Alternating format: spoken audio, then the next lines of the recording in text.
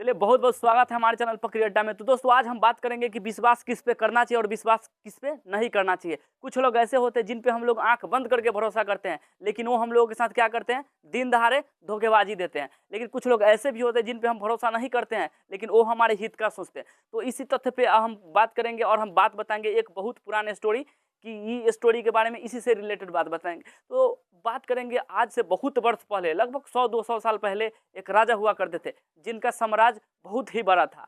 उन्होंने उनका मतलब प्रजा, मतलब जो भी था, मतलब सभी को वो बहुत खुश रखते थे। वो मतलब इतना प्यारा राजा थे, इतना प्यारा राजा थे कि वो अपने राज्य के हर एक मतलब जीव जंतु और मनुष्य सभी को बहुत मतलब अधिक, बहुत ही अधिक प्रेम करते थे। और उन्होंने एक सुग्गा पाला हुआ था, तो वो सुग्गा जो था उनका बहुत ही अत्यंत प्यारा था। राजा मतलब उसके लिए बहुत ही मतलब अच्छा सोचते थे और उसे मतलब हर एक तरह का सुख सुविधा भी दे रखा था। और वो सुग्गा भी था, और सुग्गा भी राजा को बहुत प्यार करता था, राजा को बहुत मानता था। मतलब राजा के लिए हर एक चीज जो करना चाहिए वो करता था। अब एक बार हुआ क्या, तो राजा ने उस सुग्गा का नाम हिमसुक रखा हुआ था, प्यार से उस सुग्गा का नाम था हिमसुक। एक बार जो है हिमसुक जंगल में उड़ते उड़ते जा रहा था, तो अचानक मतलब किसी जंगल के और किसी मोड़ पे उसका मुलाकात हो गया एक दूसरा सुग्गा से, तोता से, मतलब दूसरा तोता से। वो था हिमसुक का भाई।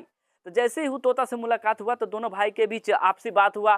तो फिर हिमसुक का छोटा भाई बोला कि प्रणाम भैया। तो ये बोला कि हाँ बाबू बोलो, खुश रहो वत्स। तो उसका भाई बोला कि भैया हो, बहुत दिन से घर न आबा छू, से मम्मी तोरा बहुत दिन से खोजे छ, बहुत याद करे छ, मम्मी पापा भी बहुत याद करे छुन, एक आध बार अथुरा घरे से मिलजुल ले थुरा तो अच्छा रहती। तो हिमसुक था बोला कि ठीक है, हम अभी तो नहीं जा सकते हैं, क्योंकि अगर हम कोई भी राजा के अंडर में रह रहे हैं तो जब तक राजा का आदेश नहीं मिल जाता तब तक हम नहीं आ सकते।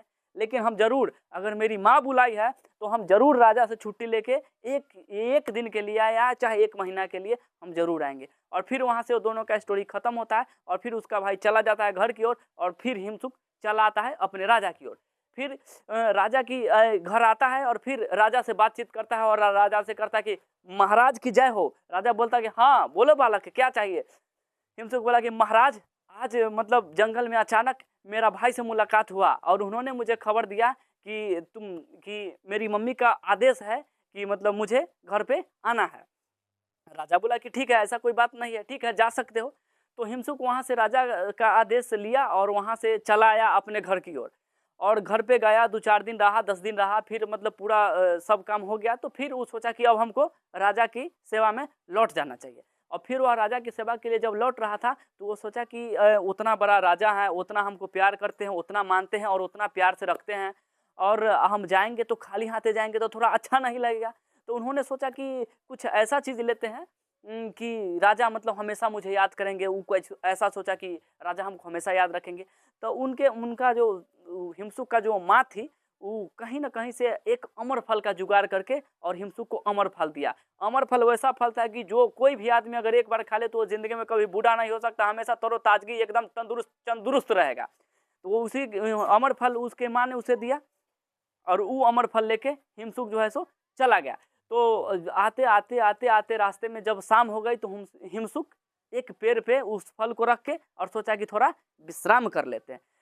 और सबसे खतरनाक बात यहाँ था कि उस पेड़ के नीचे एक बहुत बड़ा, क्या बोलते हैं, बिल्ली बिल्ली था।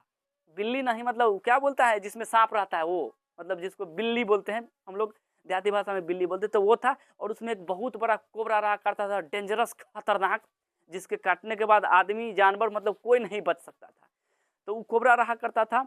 तो हिमसुक जो था उस पेड़ के डाल पे, मतलब कोई छोटा सा जगह था जहाँ पे उस फल को रख दिया, और वो बेचारा मतलब जाने अनजाने में उसे नींद आ गया, क्योंकि कोई भी थका इंसान होता है तो उसे नींद आ ही जाता है। तो उसे नींद आ गया और वो बेचारा सो गया। अब अचानक से रात में वो जो सांप था, वो सांप निकला और जैसे ही पेड़ पे चढ़ा और देखा फल है, तो वो उसमें क्या किया, उसको खाने के प्रयास में जैसे उसमें दांत लगा दिया तो वो फल उसको खट्टा लगा होगा। अभी तो हम नहीं बता सकते कि अमर फल लगता कैसे, लेकिन जो स्टोरी में है वो हम आपको बता रहे हैं। तो जैसे ही कोबरा ने उसमें मुंह लगाया तो शायद उसे खट्टा लगा, चाहे कुछ भी लगा हो, वो सिर्फ कौर लगा के ही छोड़ दिया। उसे लगा कि मेरे खाने योग्य नहीं है, तो छोड़ दिया। उससे हुआ क्योंकि उसके जो भी मतलब विष था वो अमर फल में ट्रांसफर हो गया और फिर कोबरा चला गया।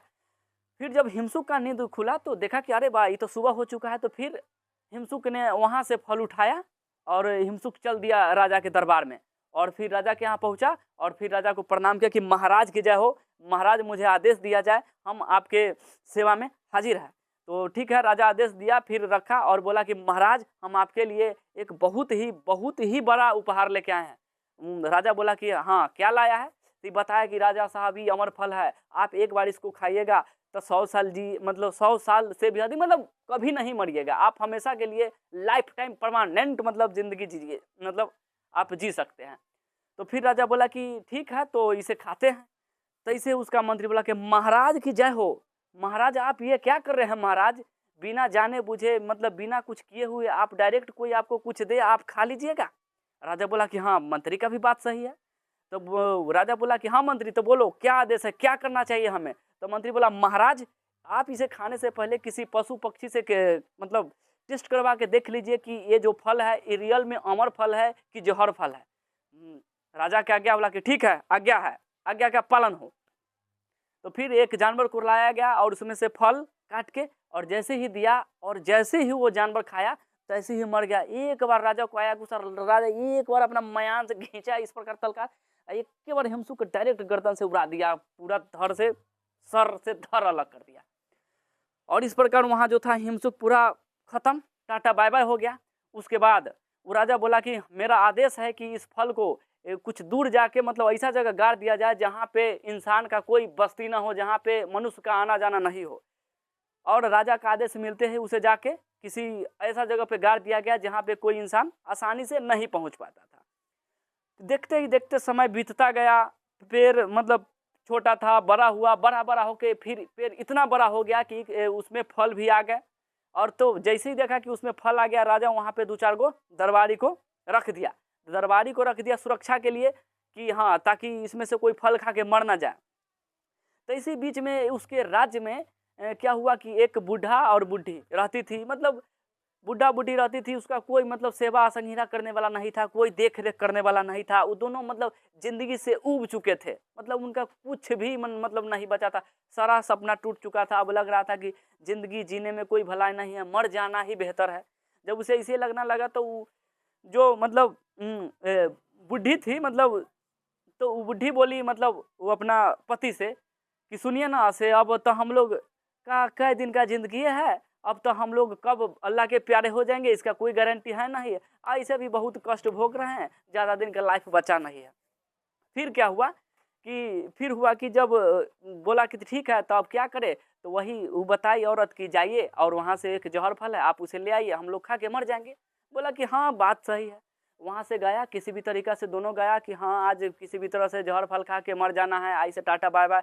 दोनों अपना नया नया साड़ी पहन लिया, जो वृद्ध आदमी थे वो भी बुजुर्ग आदमी थे, वो भी अपना किसी भी तरह से धोती कमीज नया सिलवा, तो दोनों आदमी विचार करके सोचे कि अब तो अंतिम है, इसके बाद तो फिर हम लोग जिंदगी का टाटा बाय बाय कर देंगे। तो फिर क्या किए, जो वृद्ध आदमी थे वो अपना धोती कमीज किसी भी तरह से अपना पहन लिए, और जो लेडीज थी वो अपना किसी भी तरह से नया साड़ी पहन ली। अपना दोनों बेचारा गले में गले मिल के सोचे कि अब तो मरिए जाए के है, अब कई दिन के जिंदगी है। बेचारा गया किसी भी तरह से, बेचारा जो वृद्धा आदमी थे किसी भी तरह से पेड़ पर चढ़ा, बुढ़िया बेचारी पीछे से ऐसे ऐसे ठेल के कैसू चढ़ाई, और बेचारा चढ़ा और ऊपर से एगो फल तोड़ लिया। अब सोचा कि अब तो मर ही के है, अब दोनों आदमी घेटा जोड़ी करके कुछ खाने की बस अब तो दांती लगबै आ प्राण निकलता ही। लेकिन क्या किया कि जैसे ही फल दोनों एक और खाया, वाह बुढ़वा तुरंत सियान होके हो गया 25 साल के, एकदम हैंडसम सुपर, एकदम सलमान खान के तरह। अब बुढ़िया जैसे ही फल गई एकदम करीना कपूर के तरह स्नो पाउडर लग गई, हिप्पी उप्पी चोली एकदम जबरदस्त सुंदर लगने लगी। देखा कि अरे बाप रे बा ये क्या चमत्कार हो गया। अब दोनों पूरा एक्साइटमेंट से दोनों हाथ जोड़े ले, अब पूरा फिल्मी स्टाइल में नचैत जो है दोनों पूरा आ रही है। सब देखा कि बोला अरे बाप रे बाड़ी तो तुरंत बुढ़ा ले तुरंत जुआन कैसे हो गया। बोला कि हो ये बतावा ये कौन सा जादू मरवा ले लू जे तब तुरंत जुआन हो गेलू, तुरंत तो तोरा खोखी हो, तोरा खोखी से परेशान रहा, तुरंत अब तू सलमान खान लेखा हो गेला। तो अब वो बताया कि ऐसा ऐसा बात है कि वो फल था जो जहरीला फल था, हम लोग सोचे कि अब तो हम लोगों को जीना नहीं है, तो हम लोग गए जहरीला फल खाए और खाए से सियाने हो गए, जुआने हो गए।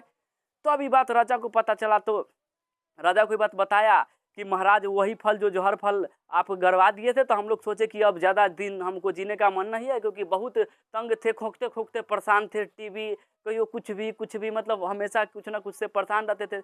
हम सोचे कि ऊब के ज़िंदगी से नाता तोड़ ही लेना चाहिए और वो हम फल खाएं, ऐसे ऐसे हुआ। तब राजा को एहसास हुआ कि अरे बाप रे भाई हम क्या कर दिए, और तब उसको बहुत पश्चातापा हुआ। लेकिन क्या करे, अंत काल पछताए का जब चिड़िया चुक गई खेत, रे भैया चिड़िया चुक गई खेत। ओके।